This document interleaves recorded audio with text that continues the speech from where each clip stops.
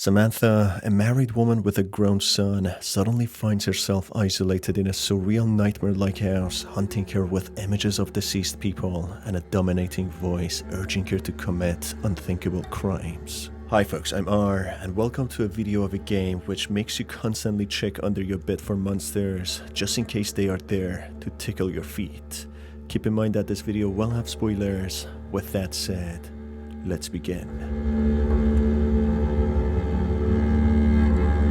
Being interrogated by someone, they confront the protagonist that they found 4 mutilated corpses in her house. The protagonist, in an unfazed, detached manner, explains that she likes the feeling of them breathing through her floorboards. Time goes back to January 17th, 2007, with time being 7:36 p.m, with the protagonist arriving back home. Following her to-do list, the protagonist checks under her bed to make sure there are no monsters, seemingly a routine depicting the tormented mind of the protagonist. However, no judgment if anybody does, as I have personally cut myself many times putting my back against the wall when sleeping. After all, it's better to be safe than sorry. The protagonist subsequently boards up her door and goes on to watch TV when it suddenly turns on its own, with a deformed, monstrous entity appearing on her way, soon disappearing, making a lot of sense why she needs to check under her bed for monsters. The protagonist is seemingly haunted by a variety of monsters. The TV flashes images of people as if they are dead, with their eyes wide open, creating a sense of dread, images that would haunt the protagonist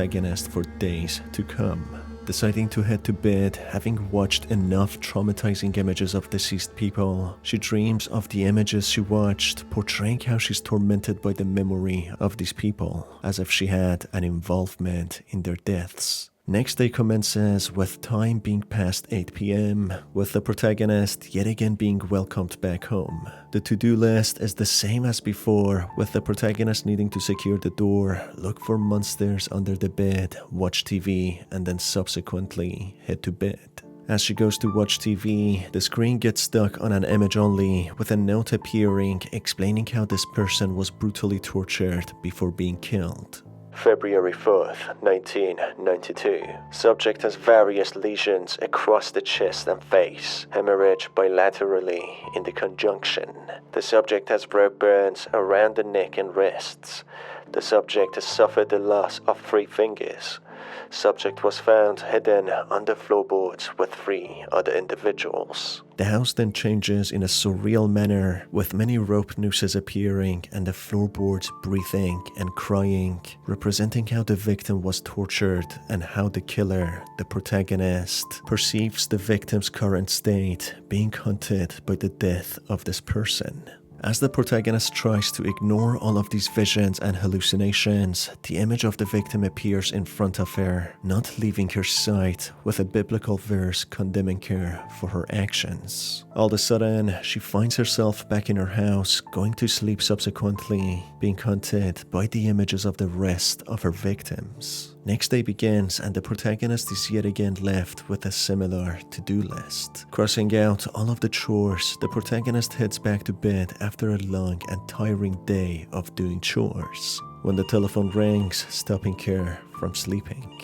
Picking up the phone, a distorted voice confronts her, saying that he knows what the protagonist has done. I know what you've done. A note then appears addressed to the protagonist, who is identified to be Samantha. The note is from a neighbor or a friend who is urging her to attend their New Year party, as Samantha has been isolated recently, not being seen outside much. The note continues that Samantha's husband has also been out of touch for a few weeks, with the writer wishing both Samantha and her husband well. With an image of a man hunting Samantha, she finds a large trash bag stuffed with what seems to be human remains, which she disposes of by burying it under her floorboards. This depicts how Samantha killed her husband and buried his corpse under the house, avoiding any public interaction in order to keep her dirty secret. Sleeping the night and saying tomorrow will be another day, her sleep is suddenly interrupted, waking up to the sound of someone being present in her house. Trying to walk down, she sees a dark figure. As if representing her husband, when a biblical verse appears encouraging Samantha to open her eyes. As she does so, she's teleported into an empty road with a large house and a playground nearby. Approaching the playground, she finds a note which is sent by the same neighbor who invited her for the New Year party, explaining that the neighbor witnessed what Samantha had done. She brutally tortured and killed her own son and husband and posted videos of her actions online for other sick and twisted individuals to watch. The neighbor, feeling sick to his stomach, records and saves the footage and sends them to the police so that Samantha can get arrested and be put away for good. This shows how Samantha killed her own son and husband as her first two victims when she gets confronted by a neighbor about the murders with a strange voice instructing her to finish what they started, killing the neighbor as a result to get rid of any witnesses. Day being January 20th, 1 p.m., the perspective changes to a police officer named Mark who obtains a warrant to search Samantha's house in relation to the evidence sent against her for murdering her son and husband.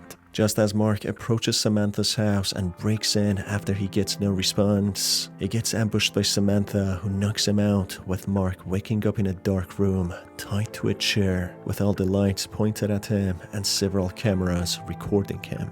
Samantha, in a menacing way, stares at Mark, with multiple tools of torture being next to her. She slowly starts approaching Mark and slowly cutting and hurting him, while recording all of this, with Mark slowly losing consciousness due to severe bleeding, losing his life, with Samantha being a sick and twisted individual posting it online.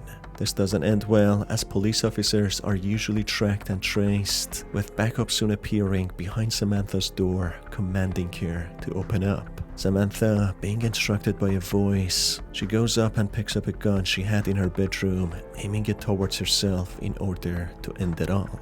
This doesn't work, however, as she doesn't critically injure herself to die, with her ending up with sustained life-changing injuries and facial scarring, ending up in jail, being interrogated by the police. The story portrayed how, despite her sick and twisted desire to torture and inflict pain on others, being a complete psychopath, out of touch with reality, killing her own family and friends, Samantha still was haunted by the memory of the people she brutally murdered. The house symbolized how it was breathing, being alive due to the lives of the people she took and buried under her floorboards. Despite taking pleasure in killing and recording them to share the haunting footage with other sick individuals on internet, Samantha still seemed to have understanding of her crimes and the atrocities that she committed.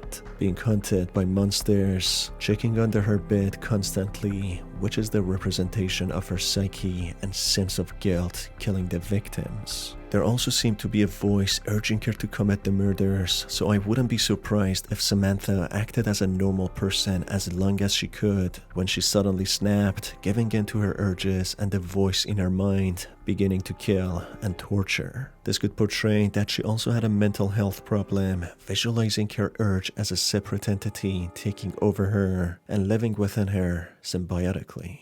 And that, folks, is the end of the video. If you enjoyed it, you can stay tuned for more by hitting on the subscribe button and the notification bell. It's been your host, Dar, and I will see you on the next one. Take care.